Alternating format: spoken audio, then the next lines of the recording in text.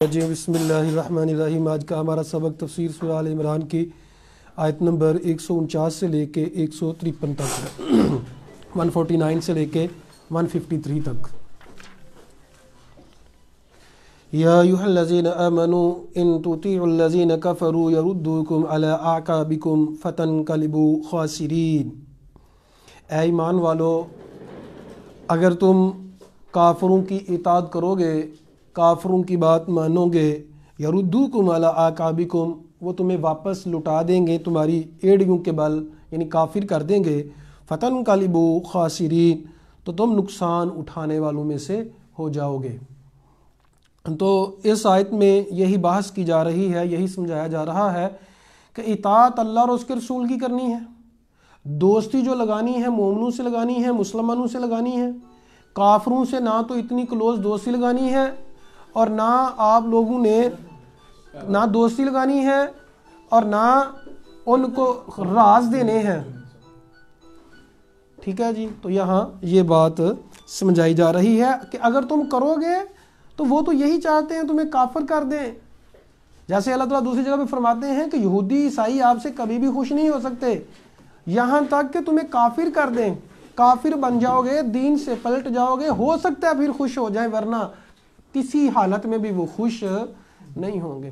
یہاں سے ایک بات یہ بھی سمجھ آتی ہے کہ جو لوگ اس مشن میں جٹے ہوئے ہیں کہ لوگ خوش ہو جائیں، لوگ کیا کہیں گے، ان کو یہ بھی سمجھ لینا چاہیے لوگ کبھی بھی خوش نہیں ہوتے۔ یہ ناممکن سی بات ہے کہ آپ سے سارے لوگ خوش ہو جائیں، تو آپ اس سراب کے پیچھے کیوں پڑے ہوئے ہیں؟ جو چیز ہے ہی ناممکن تو وہ کرنے کا فائدہ، کرنا تو وہ چاہیے جو ممکن ہو۔ تو اللہ تعالیٰ کو خوش کرنا ممکن ہے، اللہ کو خوش کریں، اللہ کی رضا کے لیے رہیں، جئیں۔ تو اسلام کے پوائنٹ آف ویو سے جب دیکھیں تو پھر لوگوں کے لیے جو کام کیا جاتا ہے وہ تو ریاکاری ہو جاتی ہے، وہ تو شرک اصغر ہو جاتا ہے۔ اگر شریعت کے مطابق کام کرنا ہے تو میرے عزیز دوستوں، بھائیوں، بزرگوں، پھر ہمیں لوگوں کی پرواہ نہیں کرنی، اور جو لوگوں کی پرواہ کرتا ہے وہ اچھی طرح سے سمجھ لے تھک جائے گا اور زندگی سے بیزار ہو جائے گا، اور ہو سکتا ہے خودکشی کر لے، ہو سکتا ہے سائیکو بن جائے، لیکن لوگ خوش پھر بھی نہیں ہوں گے۔ تو لوگوں کے لیے مت جئیں، مطلب کافر جو ہیں وہ کبھی بھی خوش نہیں ہو سکتے، یہ تو عام سی بات ہے۔ اور خاص بات کیا ہے، کوئی بھی انسان سارے نہیں خوش ہو سکتے۔ ہاں، اللہ کو خوش کرنے کے لیے فکر کریں، جو خوش ہو گئے ٹھیک ہے، نہیں ہوتے نہ ہوں، مقصد ہمارا اللہ کو خوش کرنا ہے۔ اللہ تعالیٰ فرماتے ہیں بل اللہ مولاکم، بلکہ اللہ تمہارا مددگار ہے، وہ تمہارا دوست ہے۔ کافروں کو دوست نہ بناؤ اور نہ لوگوں کے لیے جیو۔ وَهُوَ خَيْرُ النَّاصِرِينَ، اور وہی بہترین مدد کرنے والا ہے۔ لوگ تو مدد کر دیں تو پھر وہ کہتے رہتے ہیں کہ ہم نے مدد کی ہے، اور لوگوں سے مانگنا، لوگوں سے ہیلپ لینا، یہ تو شرمندگی کا باعث ہے۔ بہترین مدد کرنے والا تو اللہ کی ذات ہے، اللہ بہترین مدد کرتا ہے۔ سَنُلْقِي فِي قُلُوبِ الَّذِينَ كَفَرُوا الرُّعْبَ، ہم ان قریب ڈال دیں گے کافروں کے دلوں میں رعب، بِمَا أَشْرَكُوا بِاللَّهِ، جو انہوں نے شرک کیا، اس وجہ سے وہ شرک کرتے ہیں، مَا لَمْ يُنَزِّلْ بِهِ سُلْطَانًا، جو اللہ تعالیٰ نے جس کی دلیل نازل نہیں کی، اس کو رب مانتے ہیں جس کی دلیل نازل نہیں کی۔ وَمَأْوَاهُمُ النَّارُ، ان کا ٹھکانہ جہنم ہے، وَبِئْسَ مَثْوَى الظَّالِمِينَ، اور ظالم لوگوں کا ٹھکانہ بہت برا ہے۔ میں عرض کرتا رہتا ہوں آپ لوگوں سے کہ اس کلاس کو، قرآن مجید کی کلاس کے اوپر فوکس کیا کریں، اس کو فارمیلٹی نہ بنائیں، اس کو سمجھیں۔ پورے دن میں آپ نے جو سب سے بہترین کام کیا ہے وہ یہ کیا ہے، سب سے بہترین کام دوسرے کاموں کے بنسبت یہ کیا ہے، اور اس کے اوپر فوکس کیا کریں، دھیان دیا کریں۔ جب جنت کی بات آئے جنت مانگا کریں، جب جہنم کی بات آئے تو جہنم سے پناہ مانگا کریں، اچھے لوگوں کی بات آئے تو یہ دعا کیا کریں اللہ ہمیں ان لوگوں میں شامل فرما، برے لوگوں کی بات آئے تو دعا کریں اللہ ہمیں ان میں شامل نہ فرما۔ یہاں ایک نقطہ سمجھ لیجئے گا، اللہ تعالیٰ فرماتے ہیں کہ جو لوگ، پہلے تو تفسیر سمجھیں پھر خاص بات سمجھیں۔ تفسیر اس کی یہ ہے، اللہ تعالیٰ فرماتے ہیں جو مشرک لوگ ہیں نا، یہ چونکہ شرک کرتے ہیں یہ بہادر نہیں ہو سکتے۔ یہ اس آیت کی تفسیر ہے۔ اب اگلی بات سمجھیں، جو اللہ سے ڈرتا ہے اس کے دل میں اور کسی کا ڈر نہیں ہوتا، اور جو اللہ سے نہیں ڈرتا وہ ہر ایک سے ڈرتا ہے۔ یعنی شرک کرنے والا بندہ بزدل ہوتا ہے اور توحید والا بندہ بہادر ہوتا ہے۔ اب اگر ایک بندہ کہے کہ میں توحید والا ہوں اور ہو بھی بزدل، خرابی ہے کہیں، ایمان میں، قوت میں، یقین میں کسی جگہ خرابی ہے۔ اور یہ بھی میں عرض کرتا چلا جاؤں، بزدل سے مراد وہ نہیں ہوتا جو ہماری سوسائٹی سمجھتی ہے۔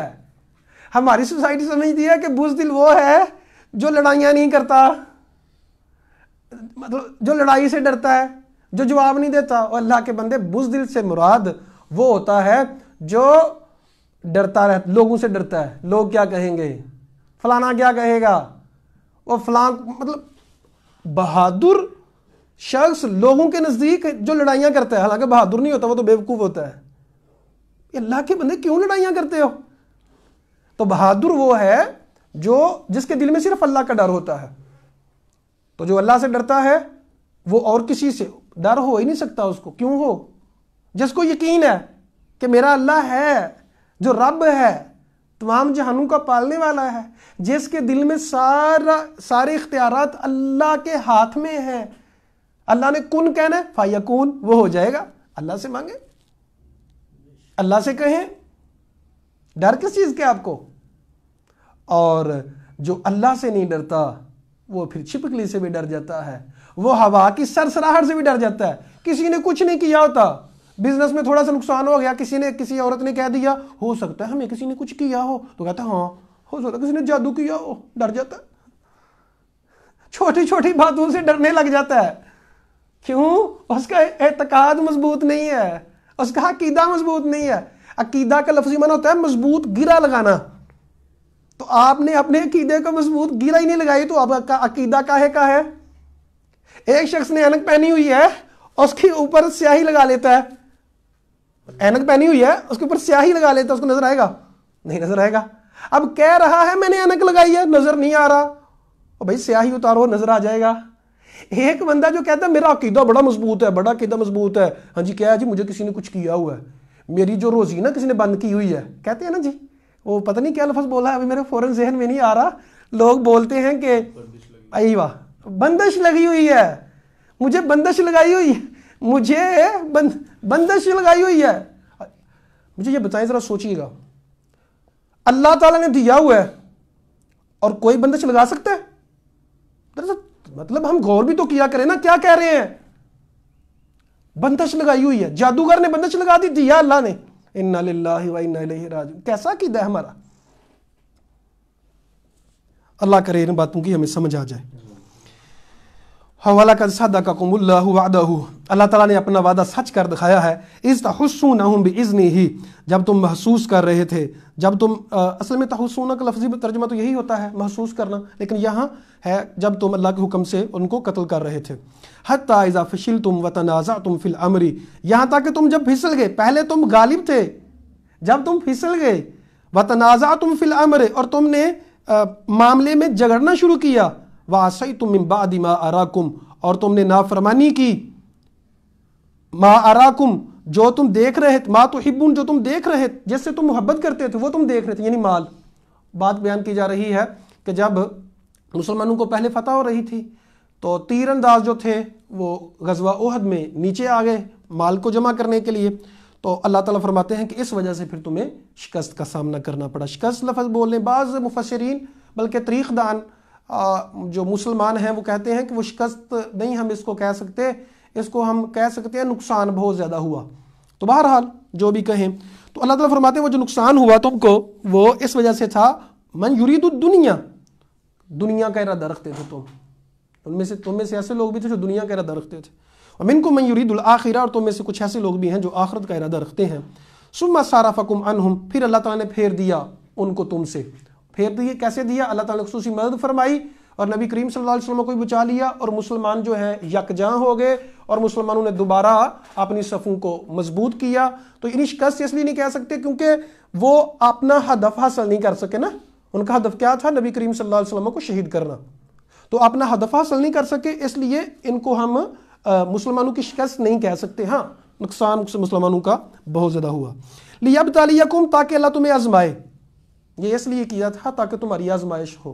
یاد رکھیے گا جو انسان کی آزمائش ہے یہ مسلسل ہوتی رہتی ہے.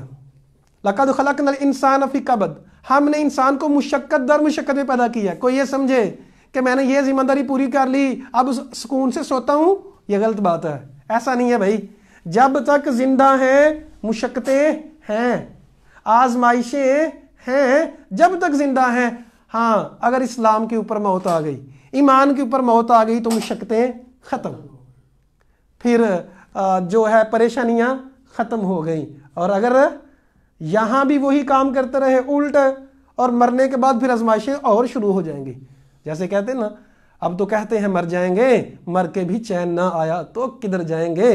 تو مطلب اس جہاں بھی مشکلات، اس جہاں میں بھی مشکلات، کن کے لیے؟ جو اسلام کو فالو نہیں کرتے. واللہ ذو فضل علی العالمین علی المومنین، اللہ تعالیٰ مومنوں کے اوپر بڑا فضل والا ہے. اذ تسعدون، چلے آج اتنا ہی کافی ہے، باقی ہم کل پڑھیں گے. اللہ تعالیٰ سے دعا ہے اللہ حق بات کو سمجھنے کی اور اس پر عمل کرنے کی توفیق عطا فرمائے. اقول قولی ھذا استغفر اللہ لی ولکم ولسائر المسلمین.